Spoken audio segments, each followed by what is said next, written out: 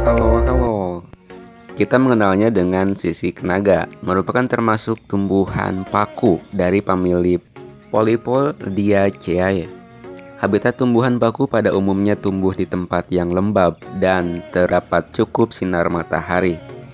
Tumbuhan optimal pada ketinggian 600 meter di atas permukaan laut.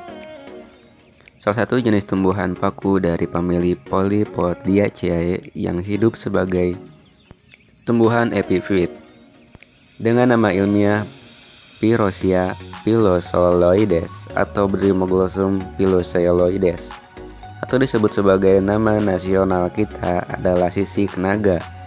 Tumbuhan ini tersebar di seluruh daerah Asia tropis, dari dataran rendah sampai 6.000 meter di atas permukaan laut. Tumbuh di areal dengan kelembaban 62-94%.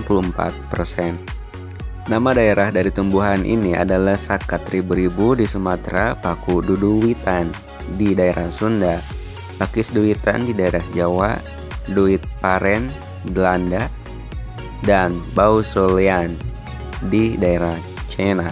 Di Indonesia sendiri daunnya ini bermanfaat untuk obat batuk, susah buang air besar, dan gonorea. Sedangkan saya pernah review tumbuhan ini dengan judul Cara Hentikan Pendarahan Luka dari Alam. Langsung dicobain di rumah.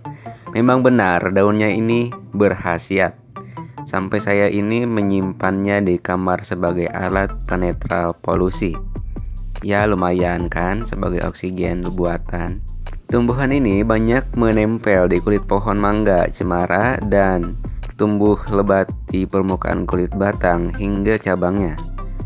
Sisik naga ini beda halnya dengan benalu.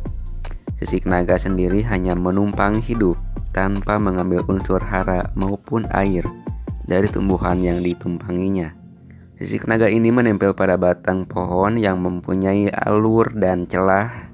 Nah, celah ini berguna untuk perkembangan spora sebagai bentuk perkembangbiakan, dan air yang tersalurkan melalui celah ini adalah sumber dari makanan tumbuhan epifit tersebut. Batang sisik naga berbentuk rizoma yang memiliki tekstur keras ketika sudah tua. Bentuk cabangnya monopodial, semu yang mana batang utama terlihat jelas dan lebih besar. Daunnya tersusun secara tunggal, tumbuh dalam jarak yang pendek, tangkai pendek tidak berbagi. Ujung tumpul bertepi rata, pangkal runcing, mempunyai dua bentuk daun, yaitu sporofil dan tropofil. Nah, yang saya simpan ini jenis daun tropofil, yang bentuk daunnya lebih pendek dan kecil, bulat, panjang, helaian daun hingga 3 cm, dan ukuran tangkainya 0,5 sampai 1 mm. Daun tropofil mempunyai tangkai berpola pertulangan menjala atau reticulate. Akar pelekat bertipe serabut memiliki fungsi sebagai penyerap dan penahan air maupun uap air. Nah teman-teman, jadi tumbuhan paku ini berkembang biak dengan spora yang terbawa angin atau terjadi karena terbawa oleh hewan atau sebagainya. Spora ini terkumpul dalam sporangium atau kantong spora. Spora ini ada di daun jenis sporofil pada batang utama. Di tepi daun sporofil terdapat sorus yang bergerombol, berada di bagian tepi daun dengan ketebalan mencapai 2,5 mm. Setelah spora masak dan akan menyebar terbawa angin dan terpengaruh dengan kondisi cuaca seperti tetesan air hujan, dan akan menjadikan individu baru. Pantesan gak ada buah atau bunga ya.